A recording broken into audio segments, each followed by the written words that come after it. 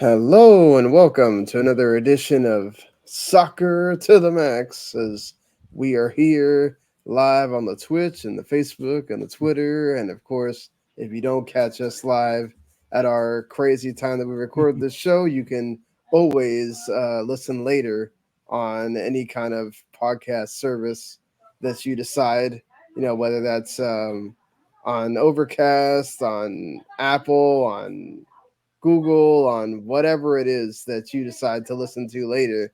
Spotify, you can listen there. You can also watch us on YouTube on video, and you can, hit us up on the Twitter.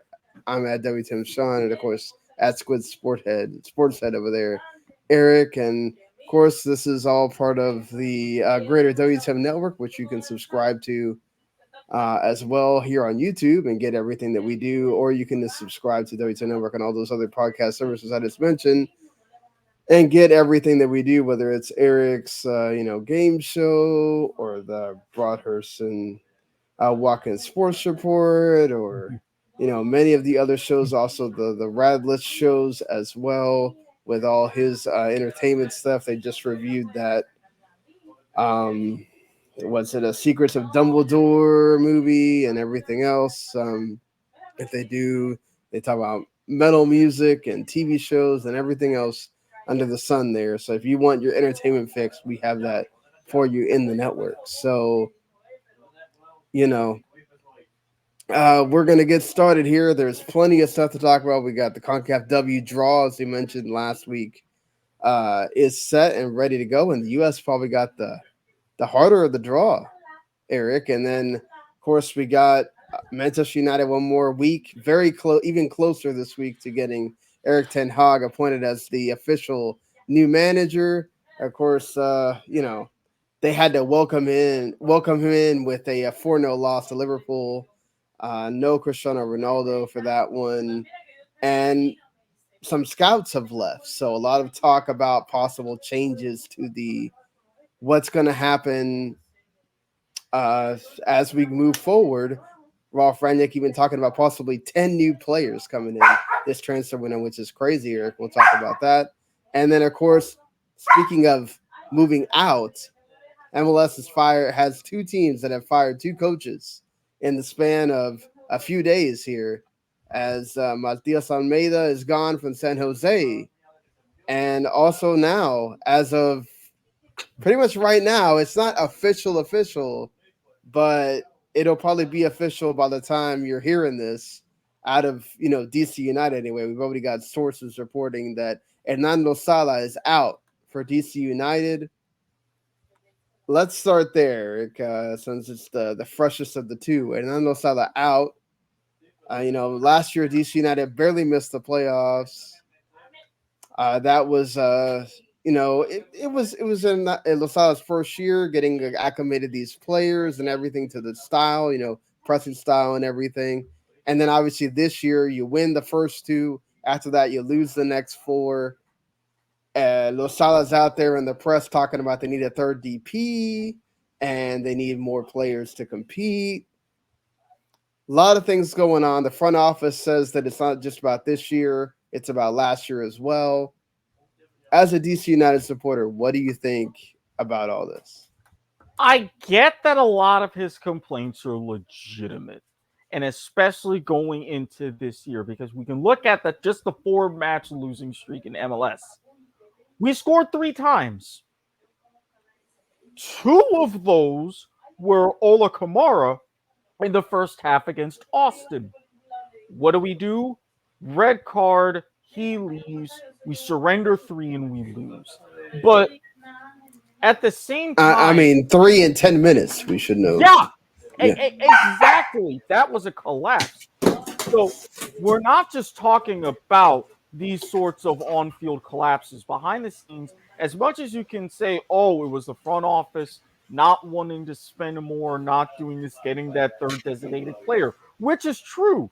At the same time, he was a guy who was very, very demanding. Not just like with that intense pressing style, but intense training. weight issues with players. And you had some guys step up and say, hey, it made me a better professional. But then you had a lot of others in that dressing room also were like, this is too much for us. We can't deal. We want at least a little bit of wiggle room. And he wasn't giving that to them. So the front office decided, you know what? He doesn't have the dressing room. We're not getting the results on the pitch. Even when things go well, Flower City Union in the U.S. Open Cup. You see a 3-0 win, but if you look at the first half, it was a struggle. Finally going ahead and opening the doors in the second half, getting that result, great. But it's just nothing was really working, and this was inevitable. Yeah, I mean, I wouldn't say that every team had a rosy time at the Open Cup. There were some upsets there. You Yeah. know, the Dallas went ahead on a penalty. I mean, they ended up winning, obviously, but I wouldn't say it was completely comfortable either. It was 2-1 for a large part of that game. I mean, when at any point, you know, the other team, Tulsa could have tied it up or so I mean, I feel like whenever we're like starting the Open Cup again after having those years away, I think it is a little bit of both sides here. Like you're saying, Losada had complaints about the team. They did bring in like 15 new players over Mm-hmm. the span of this season, which you know that is a big number to change over from one year to another. I mean, you're going to say that the front office didn't spend, but then you're not going to talk about they didn't bring in 15 new players. Right. So that's a lot to look at when you break it all down. Obviously, we're not talking about, you know, great players across the field. You can make the case that perhaps you're replacing you let go of two of your best players, and Paredes and who was it else that left, Eric? I had it Oh, at the tip of my tongue, Paredes, and Paul Areola left, Areola, right? Paul Areola. So you ship Paul Areola over there for 2 million. Was it allocation money? And then you send Paredes over to Wolfsburg. That's two of your best players, and then you don't really replace them with players that are necessarily of equal value. And you can kind of see what he's complaining about there. But you know, to be fair, your entire record in 2 seasons is 16, 19, and 5. I mean, not great. You had a losing record and missed the playoffs. And if you would have made the playoffs, you would have made the playoffs with a 15 and 15 and 5 record. I mean, that's not great either. But fans and other supporters would say, but the team was fun to watch. Doesn't that count for something? Well, it counts for something, but at the same time, being fun to watch is good. It draws eyes to the screen, it draws fans to the stands. But what has DC United been known for? Not just being fun to watch, big names in success, especially in the early days. Right. Yes, this level of success is fleeting. It's hard to replicate again in the modern MLS climate. Completely agree. But if you have this big power in this, European coach, because we had brought him in from coaching in a Belgian side, you figure, okay, this is a level of, even if you were to say fall short of excellence, this is a level of saying, hey, we're going to step up and be build to contend. I think if the first year had gone a little bit better, he would have gotten a bit of a pass, especially with the 15 players. But again, being now with that good start in the dregs of the Eastern Conference, even only 6 games in, you'll get unacceptable very, very quickly. But couldn't you say that it's like early doors, right? We've seen what did we just say about NYCFC until they blew out RSL because Mm-hmm. RSL decided to make some bulletin board material. Right. Um, with Tati Castellanos getting 4 goals. I mean, where has that been all season? Seattle has not been doing very well in the league, and they're over there. They're over there, about possibly, or they are the favorites, as we talked about last week, and Mm-hmm. possibly could be that first MLS team that wins the Champions League in its current format. Mm-hmm. And we're talking about perennial, teams that you're expecting to do well. They're not. I Right. mean, so this is a very early season, and what's a long MLS season. Shouldn't you be giving them time? I mean, also look at that 3-2 loss. I mean, Bill Hamid basically coughed up a goal at the end. So should you really be? I get it. Part of it's last year and not making the playoffs, but you got a long way to go here. And you really do. And I do get that. And you had like a lot of reports come out that the front office was torn about making the decision now. But aside from even taking the Austin match out of it, where was the offensive life in this team? One goal in a span of 3 matches out of those 4. And yes, while it is early doors, what could have been done that would have remedied that situation? And how long would you have expected to wait? It is another okay, maybe setting some kind of points target. Hey, get 6 points in your next 5 or 7 or 8, or going on and on. Let the losing streak go to 5, 6, 7, a 10 match winless streak. I mean, I'm not saying that these things could have happened, but once you get to the point to where there's more and more pressure and there's going to be more and more talk of letting Hernan Losada go, then the decision would have either been tougher or easier on an exponential scale, the way you look at it. So it's kind of better to cut bait now. Yeah, I mean, but aside from the Austin loss, I mean, you can make the case that you're playing some pretty good teams, right? A Chicago team that has Shaqiri Mm-hmm. that has been playing better. Toronto has been improving. Atlanta, this is prior to the big, huge loss that they suffered of Braguzan with a torn Achilles tendon and out for the year. I mean, now you have a New England team that we've talked about how they're playing. They're the Supporters Shield winners. They have not been playing well. And Mm-hmm. you're going to be playing at Audi Field.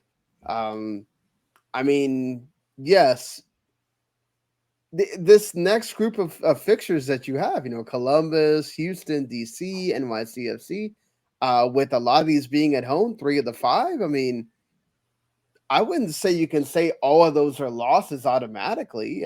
I think that you giving him a little bit of time you're going to go through this during the season. You're going to get through a little bit of ruts and times where you go on a win streak and whatnot. And Yeah, again, it doesn't necessarily matter so much what you're doing right now as what you're doing later in the season when you get closer to the playoffs. right. But would you rather have this? And I'm putting my fan hat on right now. I don't know if I would be able to go through another end of the DC United season again, going ahead, rallying back, having it right in the hands, and poof, it's gone. And if you dig yourself too deep of an early season hole, if you go on after the All Star break, making these big, big runs and these great strides, it still may be too little too late. Because you'd expect at least some of these teams who are having these early season slumps to also figure it out as well. Yep. So I mean, it's fair. That is possible that could happen as well. Bill Hamid had really nice things to say. He did mention that he thanked Losada for keeping it real with him, and he believes that he is destined to become a top manager at the top level. Um, you know, that's one of your captains, one of your big Mm-hmm. time stars, having a lot of good things to say about a manager that's leaving. I mean, that is obviously one way to look at it, the players, and then obviously the what I just mentioned about what David Casper had to say, the president of soccer operations, where he said it's not just about this year. Yeah. We weren't happy with the way things finished last year. I now looking forward. Longtime assistant Chad Ashton, who took over as interim after your favorite Ben Olsen left in 2020. He's now the interim coach again, who will be until the end of the season, according to current reports. So he's not going to be ousted for somebody else in the mid-season. He will be on until the end of the season, and then supposedly given a fair shot to see if he can win himself the job. Casper had a statement that he says that he believes in the way that he manages players and his in-game strategic match situations paired with his knowledge of the league is going to be a springboard to further progress. Our style of play enable us to compete at a higher level as we push forward for a successful season. So what do you, I mean, I don't know if you remember much of the time where Ashton was interim coach after Ben, but anything to say about Chad Ashton taking over now? I'm not mad, and I'm willing to give him a chance because escaping from the short shadow that was Ben at that time, it had a little bit of life, and now we can see, okay, it's a familiar, fresh voice. The players are going to get more of what they want as a whole, as far as how the matches are approached, and I'm going to give him a fair shot. I mean, he's set up for a little bit of early success, as you mentioned, this next run that we had. And if we can start crawling back to 500 and crawling out of the basement, that's going to be some good initial progress.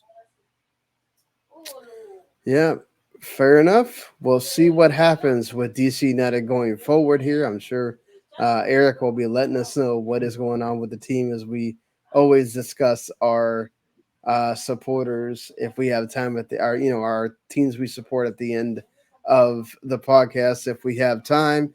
We should also talk about the much more dramatic departure of Matias Almeyda, the Argentine who has been with the San Jose Earthquakes since 2019. Of course, they did make the playoffs in that MLS's back tournament, which I don't really know if I count that as the same as the other, years. It was all a big tournament, really.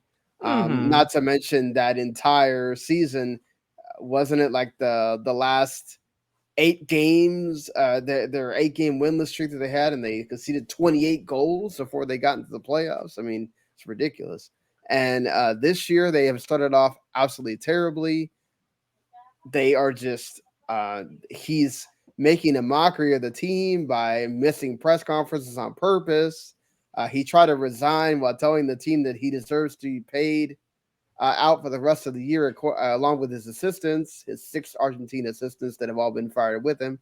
And I mean, they're winless in their first 7 games. He's been picking crazy teams every game. It seems like just seems like he's doing anything he possibly can to get fired on purpose.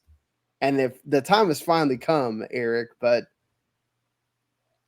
I mean, it feels like when you let a coach come into a season with no extension or no decision, you're kind of already setting yourself up for something here.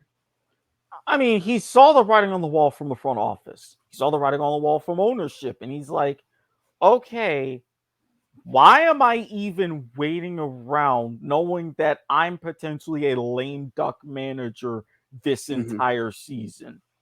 They're not giving me anything. They probably haven't sat down or anything or even scheduled any sit downs for negotiations. So it's like, I'm just going to do whatever. They're not going to let me quit and not pay the money or this and that. So I'm just going to go. And this is going to send, and this has sent, a very troubling signal to fans. And I just don't look at him necessarily. I look at what's going on at the top because something like this could have been rectified even at the end of last season. Yeah, I mean, but let's be fair here. I think also the Earth. I mean, let's look at who's the actual owner of the team here.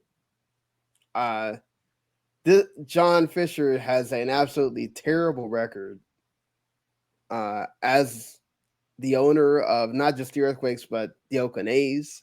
Oh, you mean the Uh, baseball team that's drawn less than 3,000 fans twice already this year? yeah, Those Oakland A's. Okay. and I mean also if that's the team that's being talked the most about relocation, if I'm an Oakland fan, why the hell would I show up? I know the team's not going to be here. What am I supporting? It's I think it's almost like they're protesting instead of actually showing up to the game. They're protesting the inept ownership that is this man. And the fact that he's been talking about he's been putting out feelers to try to sell parts of the club, like to kind of give bits of ownership to other people to maybe see if somebody else will put money in where he doesn't want to put money in. I mean, who does that? Someone who's Like, cheap. exactly. It's somebody that doesn't want to like it's like, wow, dude, like you decided to be an owner of this team. And instead of deciding, okay, you know what, I'm gonna put the club up for sale. I don't want to spend this kind of money. I'm spending money on infrastructure instead of spending money on the pitch, on the players where it matters the most. Because guess what happens if the players win? If the team wins, oh, you get more people in the stands, right? There's more of an ambiance around the team. When people want to buy your merch, more people want to buy things about the Earthquakes, right?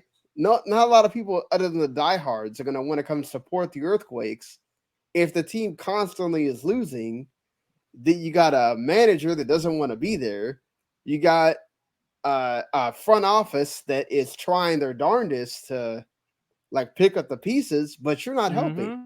No. So this is not a winning situation at all for a team that is historically they've not been like the greatest team in MLS, but the team has some history, Yeah, right? Especially in the earlier days. yeah, I would put San Jose as one of my cornerstone franchises in MLS.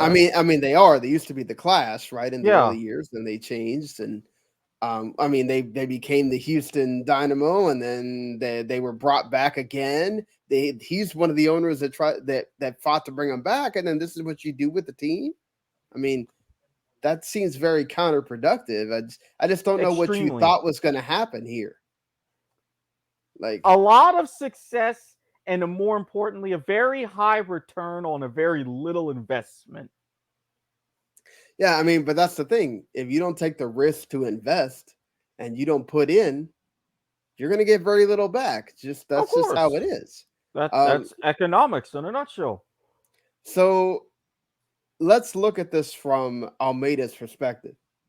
He has a record of 31 wins, 42 losses, 25 draws. Um, 1.2 points per game average, a negative 33 goal differential. Good lord. Mm-hmm. Not great. Not great at No. all. Um, he's also been obviously because Matias Almeyda is Argentine and he has history with other more prestigious clubs internationally. He has been getting offers for a long time from especially, Mexican clubs. And it's that's not surprising, right? Because he Mm-mm. coached Chivas. And Yeah. the problem with coaching Chivas is once you coach Chivas, your name's always going to get bandied about when it comes to anything with Liga MX, you know. But the problem is his record at Chivas wasn't necessarily all that fantastic either. I No. mean, yeah. And we had mentioned this, and we were talking about this before we came on. They finished in Liga MX no better than 11th. Nowadays, yes, that would get you in the reclassificación, but these wasn't in those current days. And could you also say similar situations as far as financial or troubles with ownership at Chivas? Yes, but at the same time, even since he left, they haven't achieved so much of anywhere near their glory days. They are now at best a mid-table club. So you kind of wonder, okay, how good or how bad was he? Why does he always end up in these situations with these owners? What is going on in some of these decisions that none of us really know? Should we know? Right. I mean, he did win Copa Americas twice, but Mm-hmm. it's like it's not the same as No. going and doing fantastic things. I mean, it's after that first year where he's not playing with the team the players that he really brought on. It's all that. It's he had up and down times, but for the most part, like you said, they didn't finish very well at all. Mm-mm. And so that's the thing is Chivas is once again in a bad spot, and they're talking about him as the manager again. The problem with Almeida, which we saw, which forced out the GM that they had previously, is he wants to be in control. And so he goes and he brings in former players of his, right? He brings in all this Argentine and Mexican talent, and then they eat up 30% of the salaries, but they don't really bring in much results. Right. So then they get rid of the GM who had allowed Almeida to kind of make his own choices, Jesse Fronelli, and then they bring in Chris Leach, who says, "Okay, you know what? We're gonna get rid of all these guys, and we're gonna get that off our books, and we're gonna start bringing MLS proven guys like Jeremy Ebobisse and Jaime Montero, and try to win that way." And then Almeida gets upset because he doesn't get the people he wants, and this kind of starts that spiral, right? And it's just I don't really know who's in the wrong here. Is it Fisher for not investing more in the team, which Almeida had pointed out many times? Or is it Almeida kind of sabotaging things as well? Either way, the Earthquakes haven't been good for a long time. They've only made the playoffs 4 times in the 14 years since they've returned to the league. This is a big problem for It the really league, is. honestly. It is because, especially with the league that has the aspirations that MLS does, for a league that's going to go through the changes that not only it has in these last couple of years, but looking forward to the even bigger, significant changes ahead of the World Cup in 2026. What do you always want? Your mainstay clubs, teams, franchises, however you want to look at it, they've got to be good. When one of them isn't, you've got to address that first and foremost. I don't know how it's going to be done. If Don, you may need to come in and have a sit down with John. Go ahead in the battle of monosyllabic first names. Duke it out for my sake. Let me be a fly on the wall, chip in suggestions, but something either internally within the league, within the Earthquakes, it's got to sit down and say, hey, this has got to be done. This has got to be fixed. How do we do it?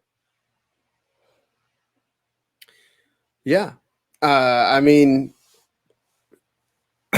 it's crazy to think that this team brought in a manager that had won a lot at Mm-hmm. Chivas. He didn't, but that's the problem is he won in a league where you only have to be 12th out of 18th to get to the Liguilla. He's Mm-hmm. really good at the competitions. He's really good at the cups, at the knockout tournaments. What happened in the MLS's back tournament? They got to the quarterfinals, right? Yep. When it comes to actually managing throughout a league season, that's where he's not a winner. You win Clausura with Chivas. You get to I mean, they actually won the Champions League, I think, the year after he left when he went to San Jose in Mm-hmm. 2018. But it's incredible to me that this guy, somebody that brings in that has so much everything, right? That has all the CV, this how he was as a player, everything, and then he turns into the guy that he is now, wants to leave, and then Fisher, like as incompetent as he is, doesn't see that, Right. and he has to get embarrassed to finally be like, "Oh, I got to let him go now." It's like you're prepared to just let him keep doing that to your team for the rest of the season until they embarrassed you. That's what it took. It's just to me, it really looks a lot like the owner is just Mm-hmm. not fit to be in MLS. He doesn't want to be here. Look at the way he treats the A's as well. Like not just the relocation part, but also just to me, it's incredible. It's crazy to me that you're wanting to own an MLS team. Oh, you had this PayPal Park. Great that you made this soccer specific stadium, but you're not doing a whole lot to make sure that it stays filled, Right. right? You're I mean, you can make it look but so nice and have that and it serve its purpose, but are you getting butts and seats? No. What happens when you don't? You lose money. and it's sad because you had the MLS's all-time leading goal scorer, Chris Wondolowski, for all Mm-hmm. those years, and you wasted him. And It's uh, and for Wando's sake, you ask yourself with everything in his career, you put him in a lot of other clubs, what could have been? exactly, you never know. He was just so loyal that he didn't leave, and he could have gone to so many other teams. Honestly, in MLS, Mm-hmm. I would say definitely if you have the subscription to the Athletic, go read Sam Stejskel's great article on Matias Almeyda and John Fisher, and he has some great points in that article. But there's a quote here that Francisco Cabo, who just signed this year with the Quakes, that he gave it to the N. And he says, first, let me say I'm grateful to be in this organization, but this organization is missing a lot of things. And the people in charge need to realize that. San Jose doesn't have stars. San Jose is not the one that spends the most. Do you think that MLS looks at San Jose and thinks that we can win the championship without spending? I don't think so. But that's on San Jose. They need to change it. If they want to win, they have to spend and make things better all around. Ouch. That's one of your players saying that. One of your players says that. That is, Calling you out. Man. yeah. I mean, but the problem is, you know what? John Fisher doesn't talk. John Fisher doesn't go and have press conferences. He doesn't. He doesn't tell you what's on his mind. He speaks through spokespeople. I mean, that should tell you everything you need to know. Because when the owner wants to say something, maybe they're not Jerry Jones or whatever, but they go and No. talk when they want to talk, right? Yeah, you Like, don't have to be in public in everybody's face all the time, but if it's your words in a big moment, you organize and you hold court. Nobody stops you, and it's encouraged at times. But this, well, really, yeah. I mean, the A's would have never gotten where they are if it weren't for Billy Bean. If he would have true. never had Billy Bean, the A's would be even worse, like a gazillion times worse than they are. He's not helped at all in that regard. He says he won't sell the A's. He's not really ever talked about whether he'd be interested in selling the Quakes, but sadly, it's nowhere near the mark where Don Garber would have to get involved and finally say something. But man, you really hope for those Earthquake fans, supporters that are like have been there, that they do something because it's absolutely terrible for this the Earthquakes that they're this bad and have been that bad for a while. So now the MLS Next Pro Quakes 2 coach is going to take over on an interim basis, Alex Covelo. He will be in there in charge of the tactics in the lineup. Of course, Leach, who we already talked about, is going to be uh, the one trying to get some players in and everything else. Let's see if they improve, but man, things don't look good for San Jose at the moment. So let's go ahead and go into the women's side of things. As we mentioned, the CONCACAF W Draw is out, and man, I think the U.S. got the harder of the two groups. Eric, they've got rivals Mexico, the only team that had them give them a loss in qualifying in 2010. Jamaica, who are the other team that made the World Cup in 2019, along with Canada and the U.S. And you got Haiti, who I said was one of the teams to look out for when, before this draw actually happened. And I got to tell you, I think this is good for the U.S. women. Like, let's hopefully we see some tough games for them. Absolutely, because this is the kind of something that Vlatko Ananoski would have just dreamed of. He's like, okay, I'm sticking to having these young players. I'm trying to get them a lot of experience, especially now as you're getting towards the tail end of this World Cup cycle now, halfway through an Olympic cycle. So it's like, okay, when do we get our first big test? These are it. This is a test for him. How many veterans in what way does he want to really bring in still? How is he going to manage this tactically, especially the fact that you're facing Mexico on home soil? All these matches are going to be in Exactly. Monterrey, and you're facing Haiti, a team dangerous and very little to lose. And you know your focus has got to be ideally winning the group so you can avoid Canada as long as you possibly can, especially in terms of Olympic qualification. World Cup qualification, you would think doable, expected, even though you're going to get some bumps in the road. But if you're trying to aim for both, you really have to go ahead and say, all right, we've got to stamp our foot on this. How are we going to do it so we can, at a minimum, get to a final? Yeah, I should note that Haiti won its 4 qualifiers by a margin of 44-0. So if you wanted to know that Haiti's going to be scoring some goals, there's one right there. I mean, you would think U.S. obviously gonna get through the group and you would win, but again, Mexico being at home, that's a huge change there, and we've seen how well they've improved. Having the Liga MX Femenil there is only making those players even better. That's gonna be a tough game, and it's the last game that they play against each other as Mm-hmm. well. So here is the schedule for that tournament. As I should mention that Canada, of course, got the three that we haven't talked about: Costa Rica, Panama, and Trinidad and Tobago. Remember, I mentioned that Trinidad and Tobago were the only one of the group winners that actually drop points. They drew against Guyana, so you would think that just based on those results, they are perhaps the weakest team. But Right. obviously, you don't want to just outright say that.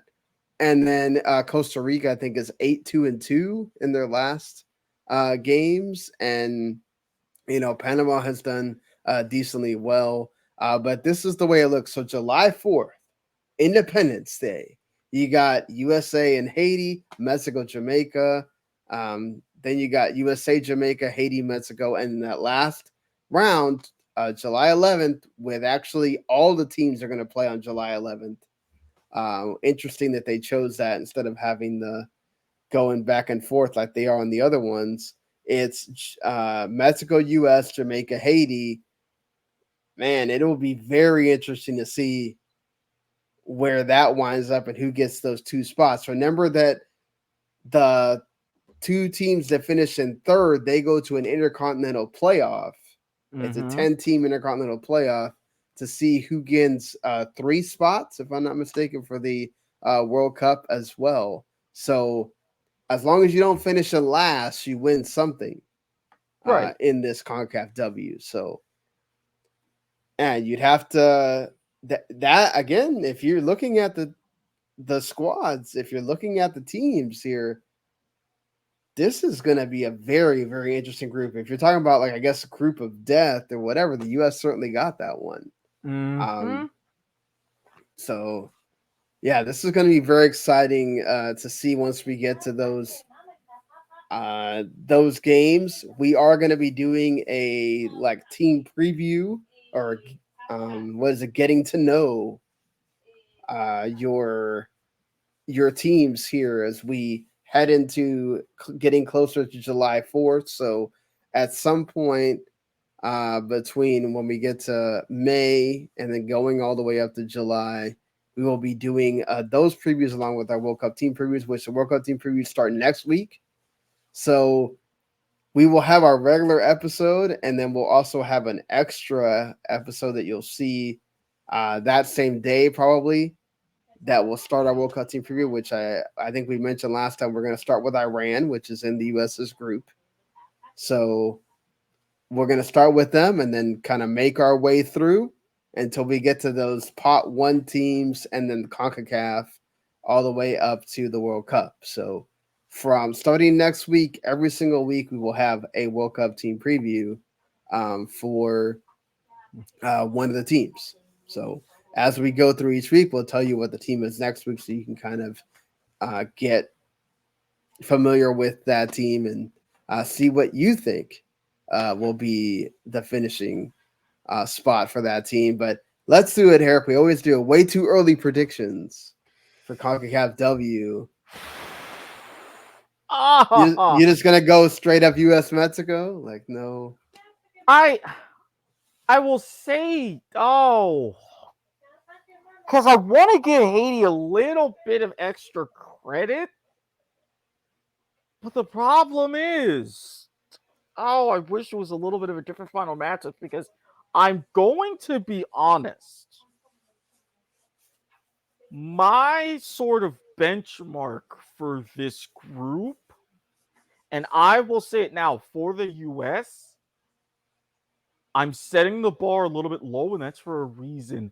I think 5 points in my mind would be reasonable. I think you still have to expect that you're supposed to be getting 9 here. I know you're expecting 9, but I mean, at the same time, we know Mexico is going to be gunning. They could get a draw. Haiti coming out of nowhere, a surprise result that's a draw. The only 3 points I can really guarantee is against Jamaica.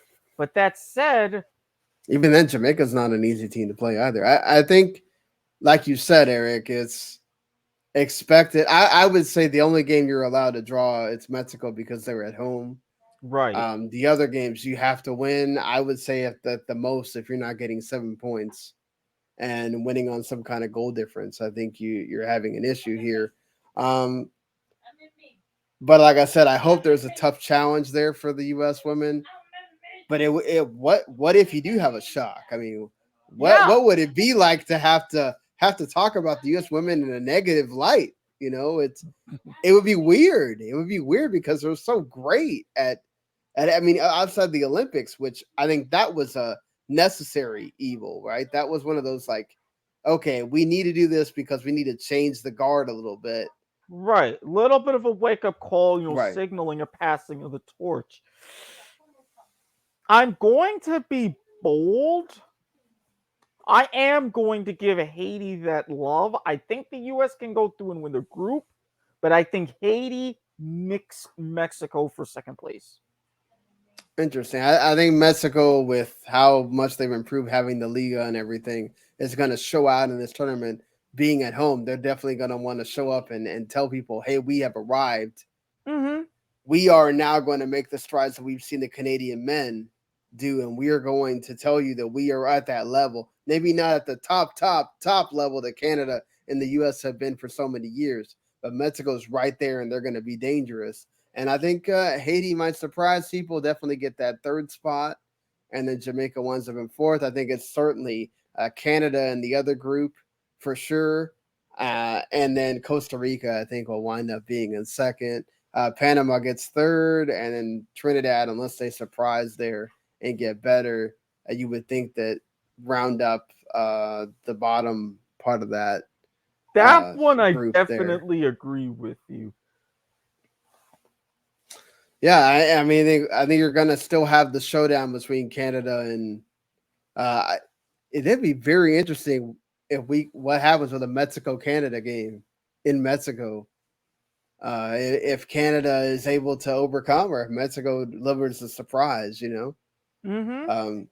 So the U.S. definitely, if they kind of win out, if they're able to win the group, they would get the, I guess, easier team to play.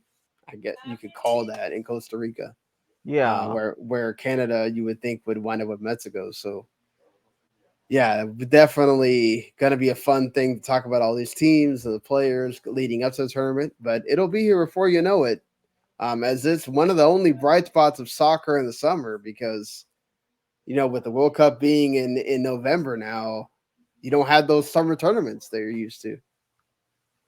It's gonna be a weird summer this year. Yeah. I mean, that's the one thing you could say. The women can't say that they're going to be overshadowed by something. No, They can not say that whatsoever. they It'll have the be summer great. to themselves, really. And we'll see how much those preseason tournaments should be interesting too, because you're going to have players that are going to want to show out Mm-hmm. as we're in that full. We are in the World Cup year, but that will be in the World Cup like time frame of, okay, what we do in this small bit of the season matters because that World Cup's going to be coming soon. So Exactly. As you get, June, July, now you're talking 4 or 5 months out. That's when you really want to make your push and be like, hey, even though it's preseason, you're going into the league season with all of that crazy scheduling. Make that big impression before you get lost in the shuffle. yeah, certainly. So the last thing we're gonna cover here, I should mention that the U.S. men have scheduled. It looks like one of their friendly games, the first one on July, June, June 1st. Sorry, Mm-hmm. June 1st. It will be uh, Morocco. It will be the U.S. and Morocco, which I think is a great.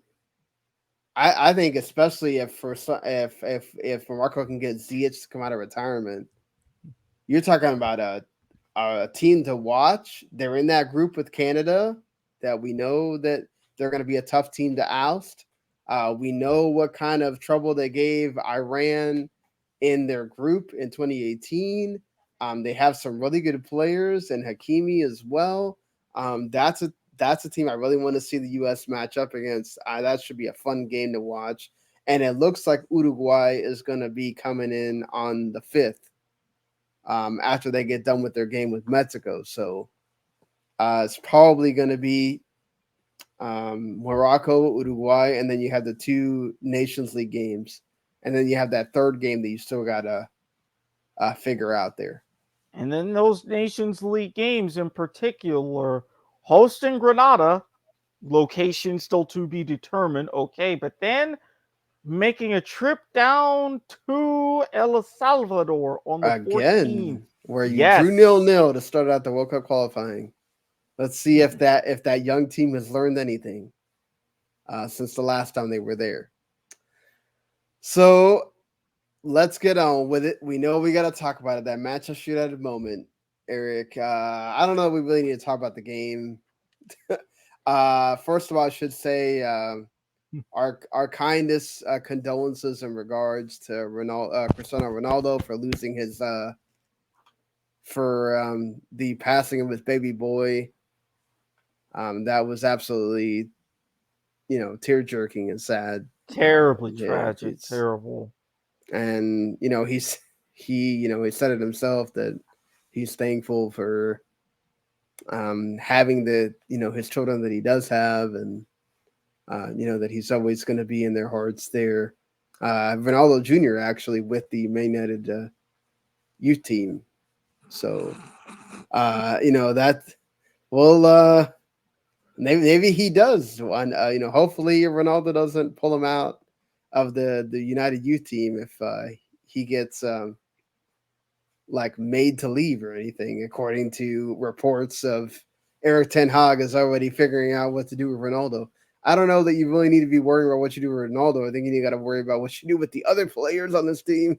Instead, what a shellacking 4-0. What a terrible game that was. It looked like Liverpool was on the playground. I mean, were you saying something about Mo Salah's form and how he's been playing? But okay, yeah. See, that's all it takes. You go play Manchester United, you get your form back immediately. So it doesn't matter. Look, after they lost to Everton, it really, and that's what it shows though. Look how that team plays when you don't have Ronaldo in it. You don't have that one guy that is there, like, making sure. I mean, but again, they lost 5-0 in the other game. They've lost 9-0 in both games. There's a stat that I saw. The only team that they've lost worse against in one season was Sunderland, 11-0 in 1892, Eric. Well, 1892. Now, let's be fair. The first division was only about maybe 5-6 years old, a decade at the oldest. So, all right, saying that out loud, I think you've got a point. You've got a point. Again, 1892, Eric. Well, I mean, look, God. To be fair, Sunderland were giants then. You were only a couple of years off of Preston North End completing an unbeaten league season. Come on now. It was a different world back then. Yeah, sure was. Sure was. I mean, nothing like today, but I'm just saying, like, think about that from 1892 to 2022. How bad have you been this year? Look at that. It's absolutely awful. And you can't really point at anything that you look at the team and go, oh, they've improved this under Ralph Rangnick. They've improved nothing under Ralph Rangnick. Where have they improved at all, Eric? You tell me. Well, okay. I got nothing. I honestly have nothing. Nothing, exactly. Nothing, because they have not improved at all. So, like, let's look at this from a perspective of who's supposed to leave this summer. Okay, so Edison Cavani, who's hurt right now, he leaves on a free. Yep. That's $4 million off the books. Okay. So Juan Mata, $3 million off the books. He's gone. I mean, he hasn't really done anything. I don't understand even why Ralph Rangnick is playing him. It just kind of seems to like give him some love before he goes. Jesse Lingard, $22 million off the books. He leaves on a free. He's been wanting to leave. I mean, they sent him on loan because they hadn't been playing him, and all of a sudden he starts getting played because I guess they need people because they have so many injuries going on. You've got Paul Pogba, who's pretty much going to leave, $60 million off the books there. He's going to leave on a free. And then Nemanja back to Italy. Yeah. Probably. And $6 million off the books for him. He's going to leave. I mean, those are the ones that are going to leave on a free. Let's look at some other players that might need to be on their way out. Why are you playing? Why is Phil Jones even playing at this point?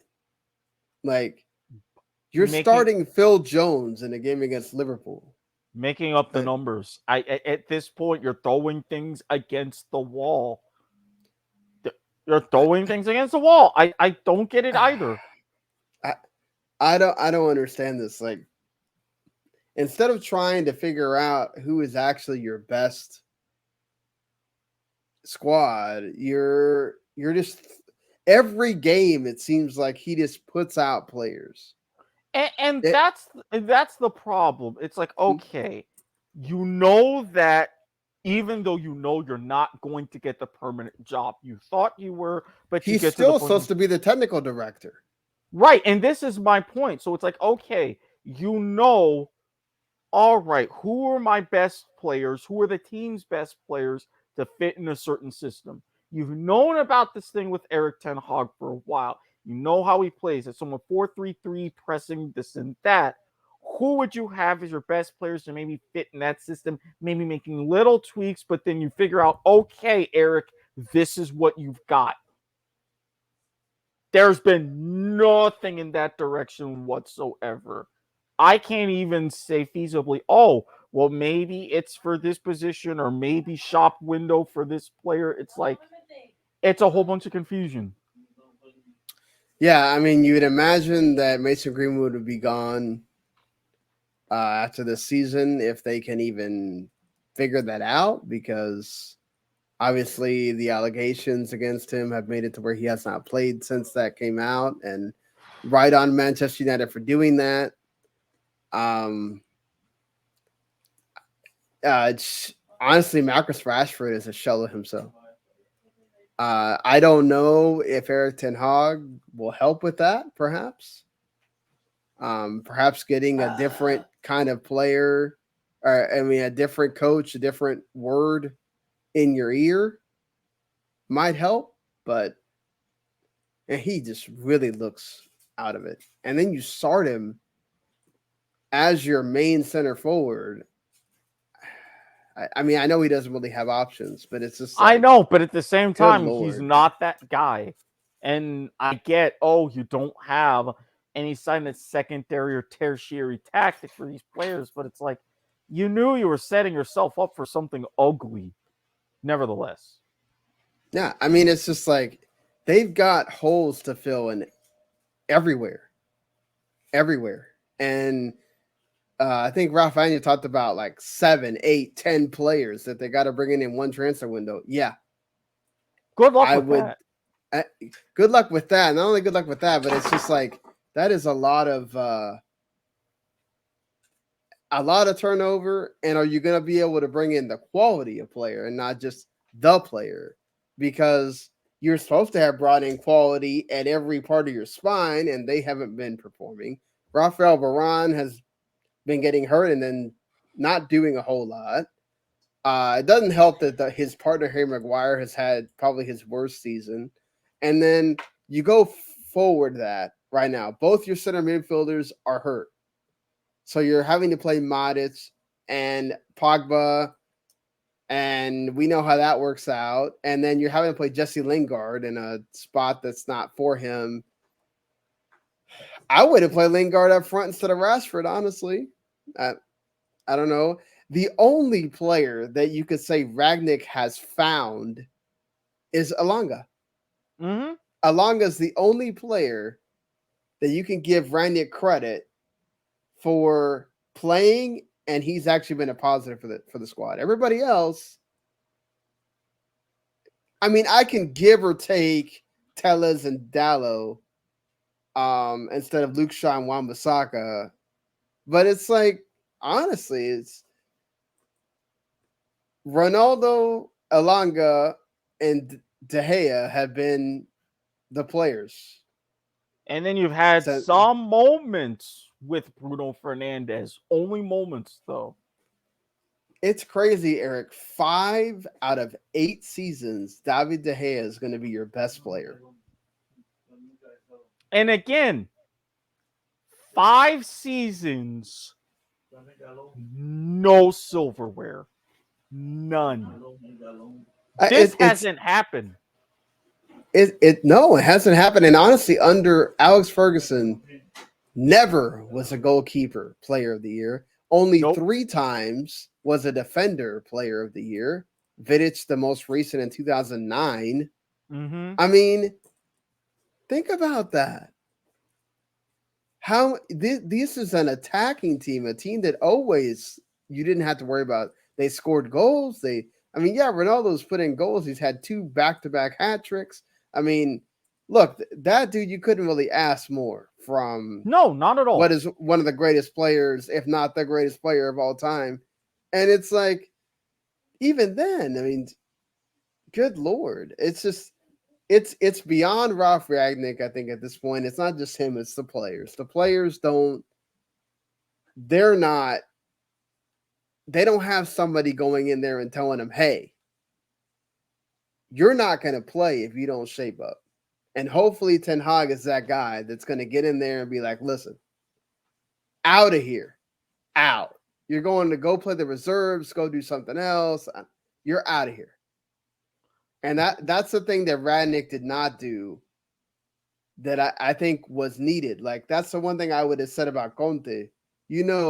Antonio Conte would have, whoever was being a poison, he would have taken him right out.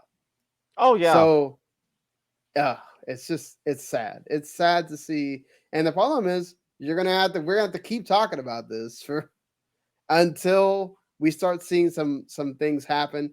Like I said, some head scouts are out from the squad today.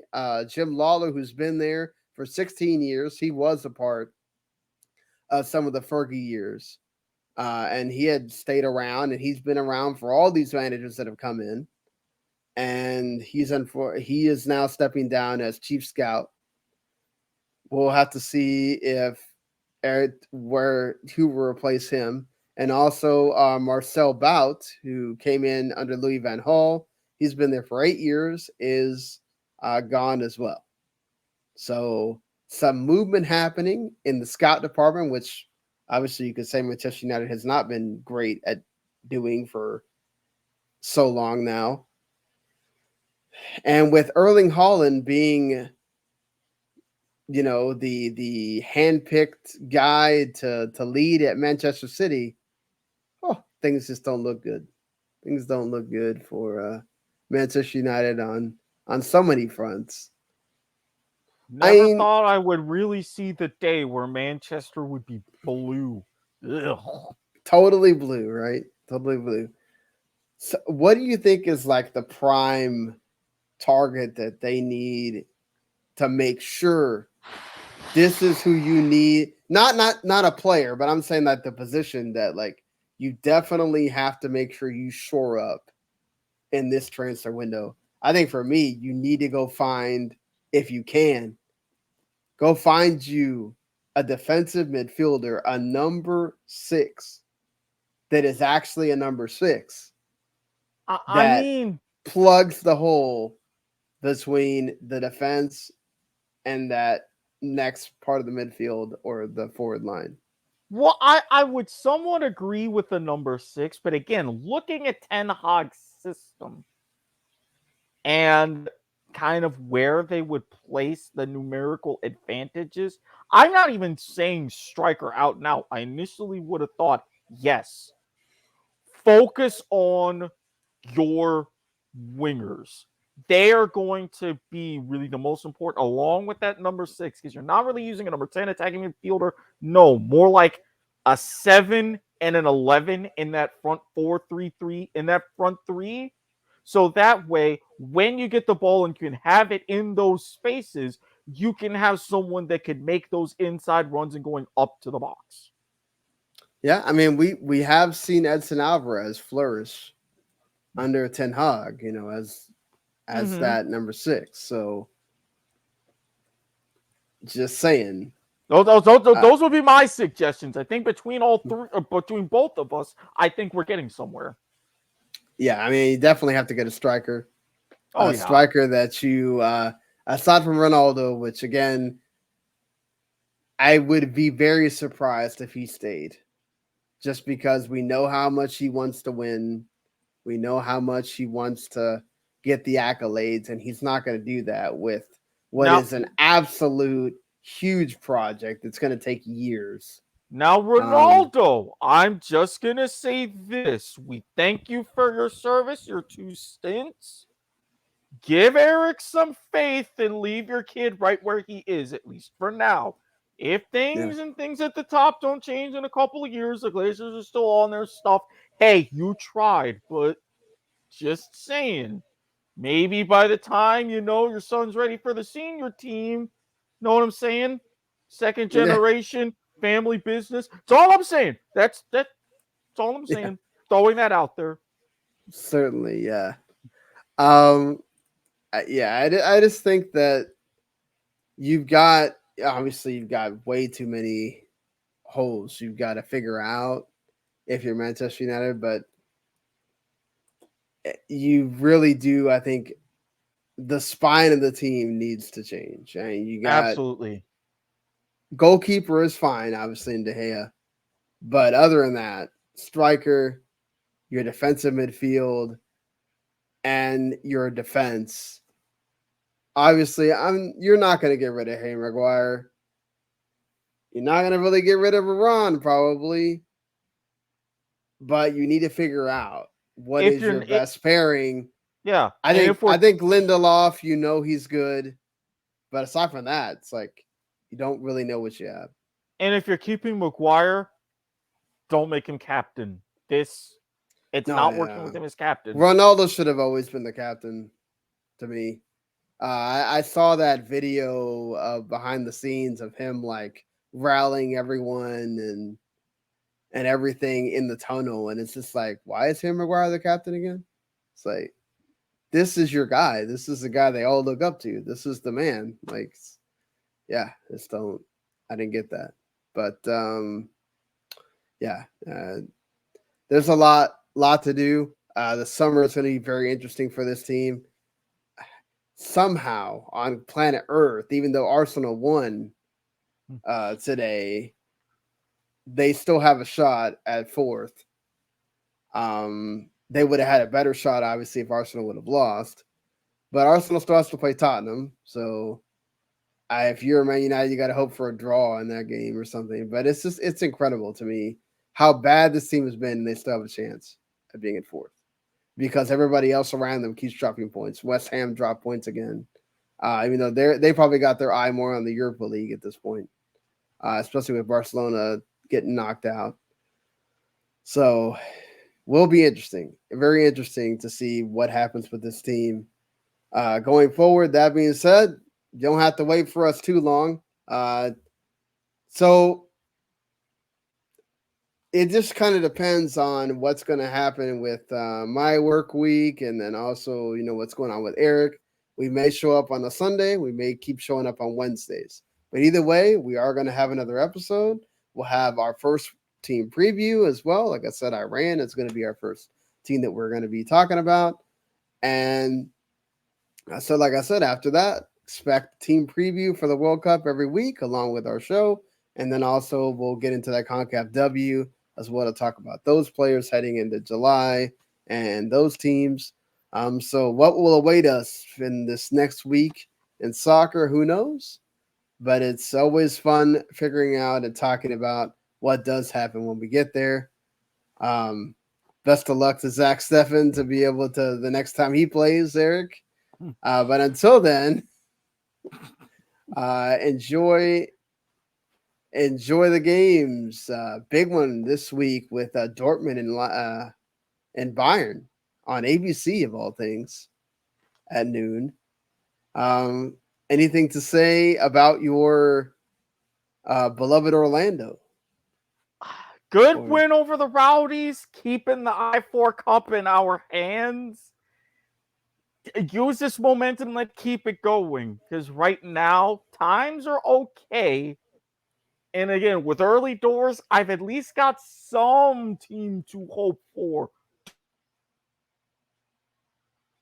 Don't take that away. Don't. And also, my teams have been not great. Aside from Dallas winning in the Open Cup, it has not been great. I mean, Manchester United lost. I had the loss of Milan big to Inter 3-0 in the Coppa Italia. I also via Valencia lost to Villarreal 2-0. My lord, I mean, I felt like it was just the week for all of my teams to do terribly. Marseille lost to PSG. I mean, that's kind of expected, but still, I mean, you still don't want to lose. They got to play again. I think it's tomorrow against Nantes. So we'll see. It's just, man, not been a week. Not been a week at all for our teams. Until Until next time. See you later, everybody. Peace. And yes, Harry, I did talk about it. I'm glad that Harry comes in at the end when we're done, to talk about stuff. But all right, everyone. See ya.